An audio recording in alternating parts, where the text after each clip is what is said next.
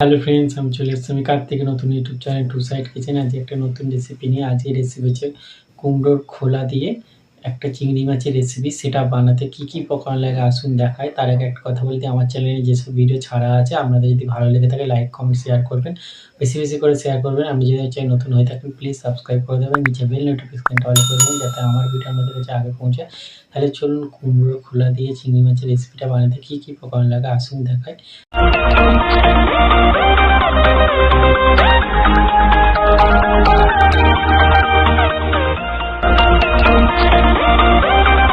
চলুন তাহলে কুমড়ো খোলা ও চিংড়ি মাছ দিয়ে একটা রেসিপি বানিয়ে দেখাবো। সেটা বানাতে কী কী উপকরণ লাগে আসুন দেখাই। তার আগে একটা কথা বলে দিই, ভিডিওটা প্রথম থেকে শেষ অবধি দেখানোর অনুরোধ রইল।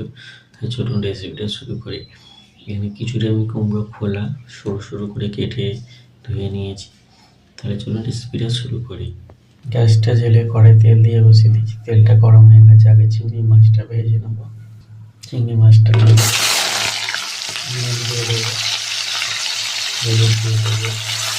মাছটা ভেজে নেব। চিংড়ি মাছটা ভেজে নিয়ে তুলে নেব। তুলে রেখে দিলে কালো দিয়ে চিংড়ি লঙ্কা ভালো করে ভেজে নেবে। আদা রসুন দিয়ে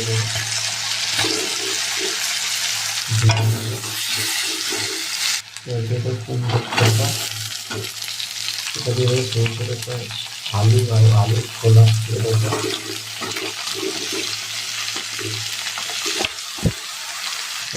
পেঁয়াজ টমেটো কাঁচা লঙ্কা ভালো করে ভাজা হবে। দিয়ে দেবো, একটু হলুদ করে দিয়ে দেবো। ভালো করে ভেজে নেবো। ভেজে লঙ্কা ধীরে ধীরে ভেজে নিয়ে জল দিয়ে দেবো। দুটো চিনি দিয়ে দেবো, গরম মশলার গুঁড়ো দিয়ে দেবো। ভালো করে নেড়ে চেড়ে নেবো। নিয়ে এটা ঢাকা দিয়ে ভালো করে সিদ্ধ করে নেবো। জলটাও কমিয়ে নেবো। জলটা অনেকটা কমে গেছে। এবার আমি ভেজে রাখা চিংড়ি মাছগুলো দিয়ে দেবো। ভালো করে নেড়ে চেড়ে শুকনো করে নেব। চিংড়ি মাছ ও কুমড়ো খোলা দিয়ে রেসিপিটা আমার হয়ে গেছে, এটা নামিয়ে নেব।